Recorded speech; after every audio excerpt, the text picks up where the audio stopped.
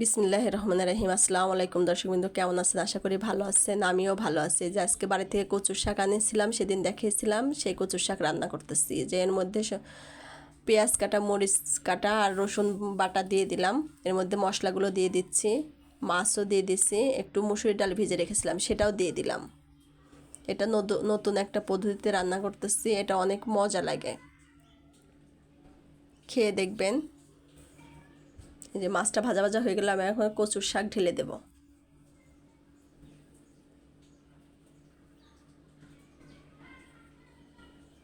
কচু শাকটা দিয়ে নাড়াচাড়া করব, একটু পানিও অ্যাড করব,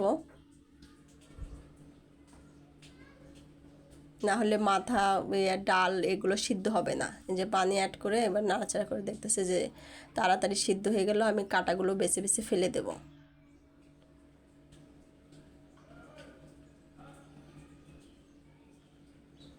একটু টাইম নিয়ে রান্না করবেন। রান্না হচ্ছে একটা আর্ট। যত মনোযোগ দিবেন, যত ভালো করে রান্না করবেন, তত ভালো লাগবে খেতে।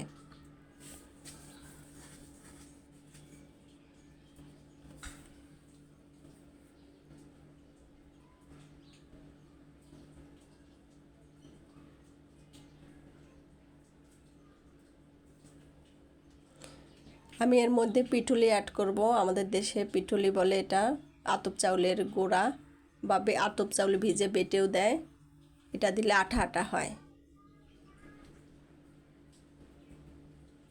কচুর শাকে পিঠুলি দিয়ে রান্না করতে হয়।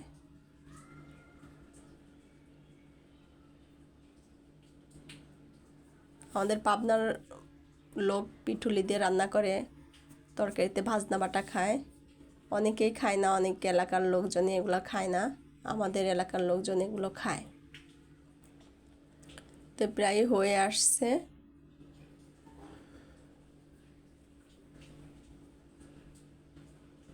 চেখে দেখলাম লবণ হয়নি, লবণ দিয়ে দিলাম একটু। যে আমি এখন নামিয়ে ফেলবো, হয়ে গেছে। এখন নামিয়ে ফেললাম। যেখানে বেড়ে পরিবেশন করলাম, আপনারা এইভাবে পরিবেশন করে খাবেন। আপনারা এইভাবে রান্না করে খাবেন। আমার চ্যানেলটা সাবস্ক্রাইব করবেন, অবশ্যই লাইক করবেন, কমেন্ট করবেন, শেয়ার করবেন। আপনারা আমার চ্যানেলের সাথেই থাকবেন। অবশ্যই লাইক করবেন, আমার সাথে ভালোবাসা দিবেন। আর আমাদের লাইক দেখবেন, কমেন্ট শেয়ার আমার রান্না কেমন হয়েছে। ভালো থাকবেন, সুস্থ থাকবেন, আমার চ্যানেলের সাথেই থাকবেন। আপনাদের দেখাইতে পারবো, আপনাদের সামনে আসতে পারবো। তো যাই হোক, ভালো থাকবেন, সুস্থ থাকবেন, আপনাদের ভালোবাসা আমার থাকবেন, উৎসাহ দিবে ভালো ভালো অবশ্যই কন্টেন্ট বানানোর জন্য। একটা সাবস্ক্রাইব করে দিবেন, যে যেখান থেকে দেখেন একটা সাবস্ক্রাইব করে দিবেন। এভাবে একবার রান্না করে খেন, দেখেন কেমন লাগে। অবশ্যই ভালো লাগবে, খুব মজা হয়েছে। আল্লাহ হাফেজ।